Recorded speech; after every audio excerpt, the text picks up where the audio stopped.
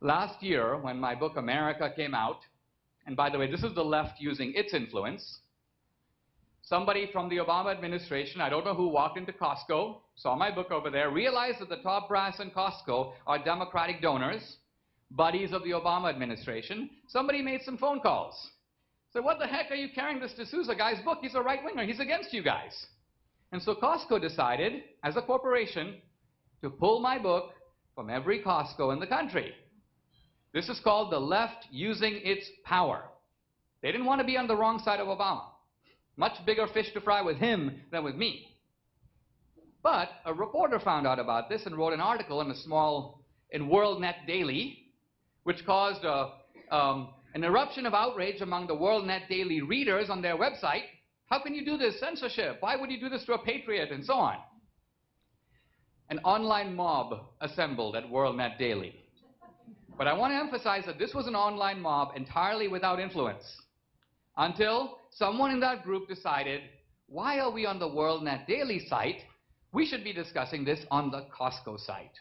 A very important change of venue, because now the snowball began to roll toward Costco, and by the time it got there, a few hours later, the 1,000 people had multiplied to 17,000 people. 17,000 people. A big number, but not a gargantuan number.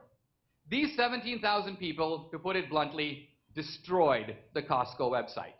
By destroyed, what I mean is they went into every time you buy a pair of pants or a grill, you click on that, you would see a very fashionable lady in Florida or Texas cutting up her Costco executive membership card or mailing it in to the CEO in small pieces, causing the man to get so upset that he flew me to Seattle in an emergency session and uttered the following words as I entered the room: "You are destroying Costco."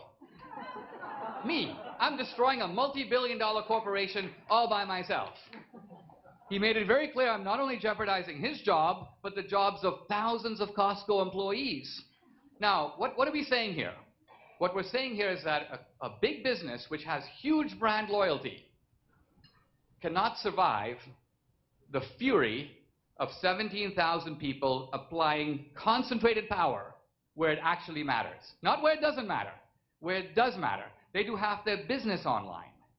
So I said goodbye, thank you. I flew back to San Diego. The moment I landed, I learned Costco has reversed its decision. All my books are back on the tables in Costco. They've ordered 25,000 new copies of my book. And when my film came out, America, last year, normally DVDs are on a big table. They built a special stand carrying only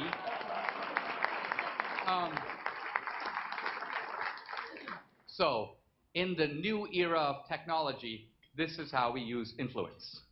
Let me close this way. Years ago, one of my professors told me the story of the lion tamer and the lion.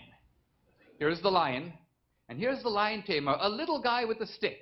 And he twirls a stick, and the lion begins to do all kinds of tricks and machinations in response to the lion tamer.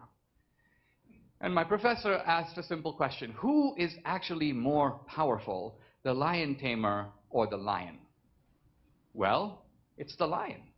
So why is the lion so sycophantically and obediently prancing to the instructions of the lion tamer? And the answer is that the lion doesn't know its own power. The lion thinks that the lion tamer is more powerful. And that's our position as Americans. We actually are extremely powerful. This progressive heist can't go on without our permission. It can't go on if we decide to apply concentrated power against it. But we have to be creative in thinking of how to use that power. Next year, I'm going to release a movie. It'll come out probably the week of the Democratic Convention. They're going to be giving you a narrative, and we're going to be giving you truth. A counter-narrative, you might say. Now, it's not in my power, but it is in your power to take this messaging that probably won't come from the RNC or the official apparatus of the party, take this film and put it in the hands of independent voters who will decide the election. That is called using your influence. Don't just say, I'm in a red state, what can I do? here's something you can do. The movie will open, opening weekend, will probably open in 1,500 or 2,000 theaters. If you go and see it opening weekend and we have a good opening weekend, we'll be in 4,000 theaters the next week. If we have a mediocre opening weekend, we'll go from 2,000 theaters to 1,000 theaters. So people who say, how do we get your movie to independent voters? It's actually in your hands. But you must go opening weekend. You might say, I'd rather wait home, see it when it comes out in DVD. That's all fine. But you can have a multiplying effect on taking this potent messaging and helping it fire out by exercising influence where it matters.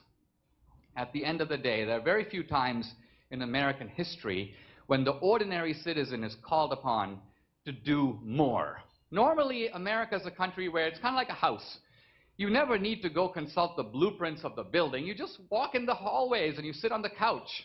It's only when the building begins to shake that you say, I better go to the attic. I better figure out how this thing was put together. So we are at one of those times when it is now in our hands.